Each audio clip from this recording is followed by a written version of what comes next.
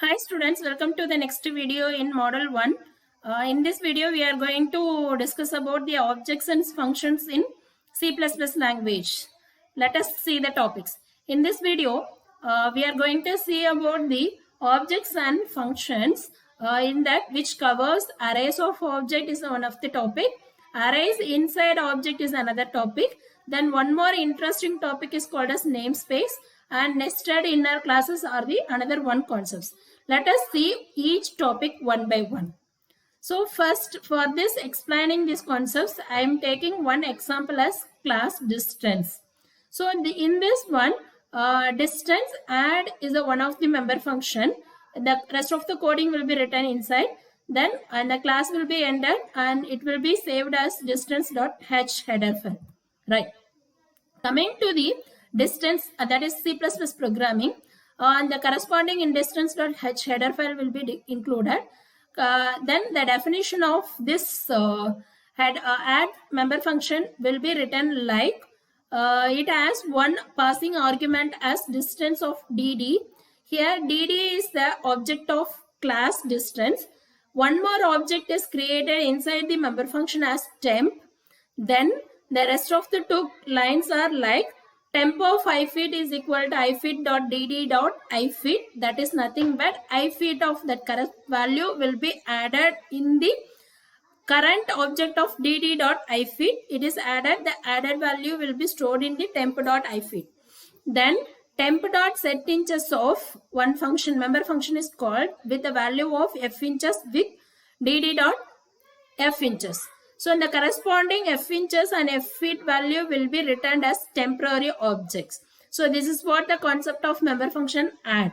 Then the corresponding application file is written like with three distinct objects of class distance. So d1, d2, d3 are the three different distance object. First object d1.setFeet of 5 is arranged or assigned. d1 of setInches of 7.5 is assigned. Then d2.setFeet of 3 is assigned. And d2.setInches of 6.5 is assigned. Right? Then after that you see the assignment statement here. d3 is equal to d1.add of d2. Right? So what happens when the compiler will execute this statement? It will go and see the definition of add statement. Here add function, add is implemented like one temporary function or temporary object will be created. So add of current value, what is that? What is the current value?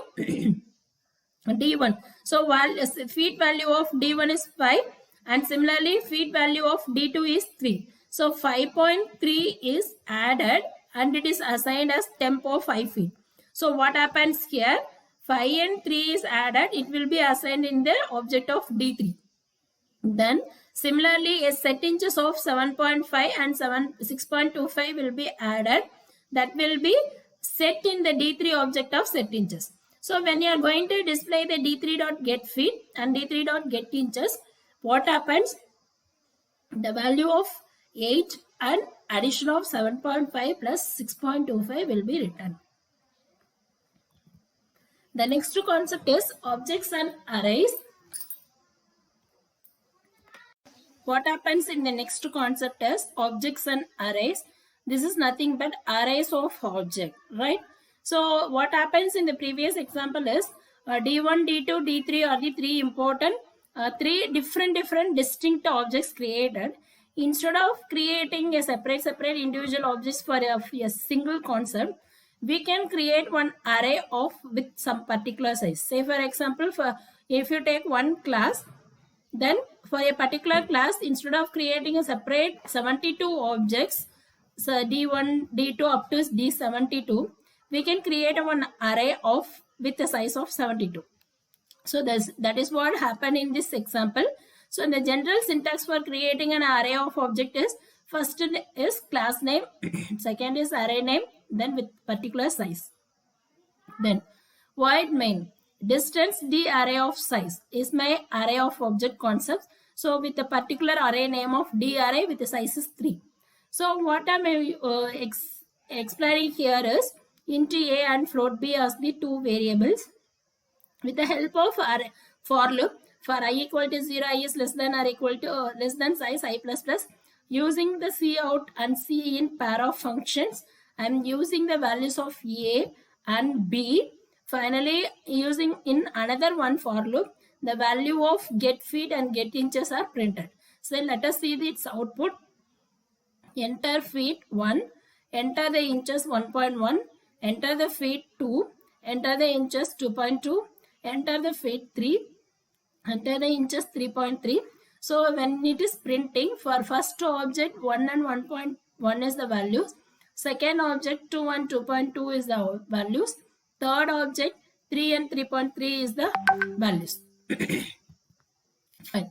So this is what array of object. The next concept is arrays inside objects.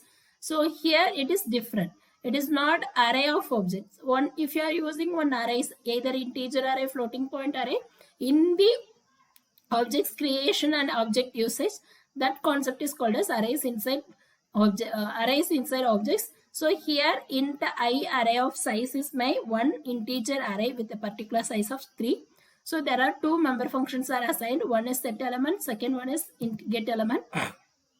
Then using this I array of P, these two member functions are defined. So this is called as arrays inside object. There is no differences in that.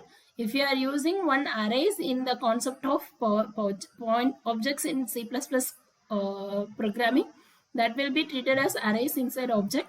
And next important topic is namespaces.